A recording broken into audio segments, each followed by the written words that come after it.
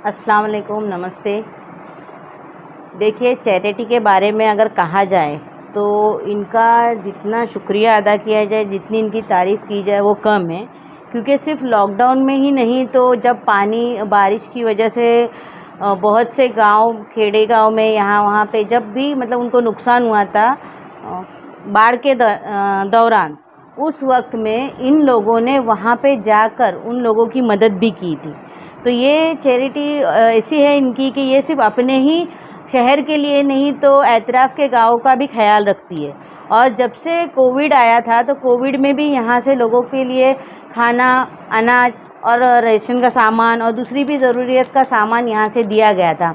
इसके अलावा अभी जब जैसे कि महाड़ वगैरह ये साइड में जब बारिश का महामारी हुई थी, तो उसमें भी इन लोगों ने जो है ज़रूरत के सामान जैसे गैस का चूल्हा है, पंखा है, इलेक्ट्रॉनिक जो भी चीज़ें हैं वो भी, रेशन भी और भी दूसरी ज़रूरत की चीज़ों को इन्होंने मुहैया करके दिया था। और ये ट्रस्ट ऐसी है कि ये खुद के भी ज़ाती पैसे इसमें इस्तेमाल करती है। ऐसा ही नहीं है कि सिर्फ लोगों से पैसा जमा कर दिए, कहीं से आ गया और काम हो गया, ऐसा नहीं है। ये बेचारे हमारे जितने भी लोग हैं ट्रस्ट के, इनका जितना शुक्रिया अदा किया जाए, जितनी इनकी तारीफ़ की जाए, मैं फिर एक बार बोल रही हूँ, उतनी कम है। क्योंकि रमज़ान के महीने में अब आप देखेंगे तो सहरी अफ्तारी का इन लोगों ने मतलब रात में जाग के जो है सहरी के लिए ये लोग जो है पैकेट तैयार करते हैं, और 500 से भी ज़्यादा लोग इसका फ़ायदा उठा रहे हैं। और वाकई में वो लोग ज़रूरतमंद है, इसलिए वो लोग भी रात में आते हैं, यहाँ पे लाइन लगा के जो है सहरी लेकर जाया करते हैं। इसके अलावा भी आपने देखा ही है, यहाँ के पूरा सामान रखा हुआ है जो ये लोग अभी रमज़ान में डिस्ट्रीब्यूट करने वाले हैं।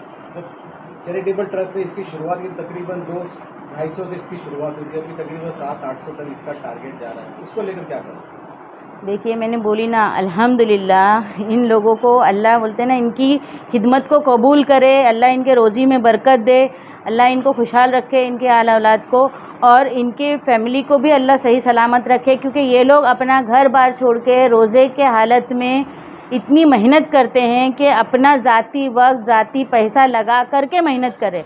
और मैं इसलिए बार बार दोहरा रही हूँ क्योंकि इसमें ना कोई पॉलिटिकल बात है, न किसी को इसमें नेता बनना है, न किसी को कुछ करना है। और ऐसे हालात में अगर कोई काम करता है तो ये बहुत बड़ी बात है कि बिना फ़ोटो के, बिना इसके ये लोग इतना करते हैं। हम लोग ही ज़ोर ज़बरदस्ती से आप लोगों को बुला के इनकी खिदमत को उजागर करते हैं, क्योंकि ये बहुत ज़रूरी है। ऐसा और भी हमारे समाज के लोग बाहर आएँ और लोगों की खिदमत के लिए खड़े रहें, इसलिए ये सब किया जाता है। नहीं तो ये लोग तो ये फ़ोटो से भी परहेज़ करते हैं कि भाई हमारे फ़ोटो मत डालो करके।